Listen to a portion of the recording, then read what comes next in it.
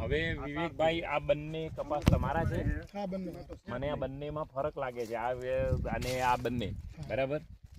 હવે આમાં જો તો ફૂલ બધા બહુ સારા આવેલા છે, બાજ પણ સારી છે, અને એની અંદર થોડોક વાનસ્પતિક વિકાસ દેખાય છે વધારે, અને એટલી ફૂલ અને ફ્લાવરિંગ ઓછું છે. આમાં શું તફાવત લાગે તમારી દ્રષ્ટિએ? આપણે આ ભાગ જે છે ને એમાં ઉરિયા ચડાયેલું છે. યુરિયા વાપરેલું છે? હા, ઉરિયા વાપરેલું છે. બરાબર. અને આ બાજુની સાઈડ આપણે ગૌકુળ કોમ્પ્યુટર વાપરેલું છે. ઉરિયા નાખેલું જ નથી. આમાં યુરિયા નથી? ના, નથી. આમાં બેક્ટેરિયા છે ગાય આધારિત. બરાબર.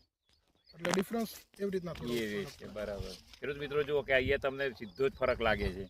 યુરિયાના કારણે આનું ફ્લાવરિંગ લંબાઈ ગયું છે, વેજીટેટિવ ગ્રોથ વાનસ્પતિક વિકાસ વધારે છે, જ્યારે આ આખો પાક છે અહીંયા રિપ્રોડક્શન સ્ટેજ ઉપર છે, અને પુષ્કળ પ્રમાણમાં તમે જુઓ ઝીંડવા કેટલા લાગ્યા છે, અને ફૂલ પણ ખીલી રહ્યા છે. બહુ સરસ. અને આખો વાનસ્પતિક વિકાસ છે.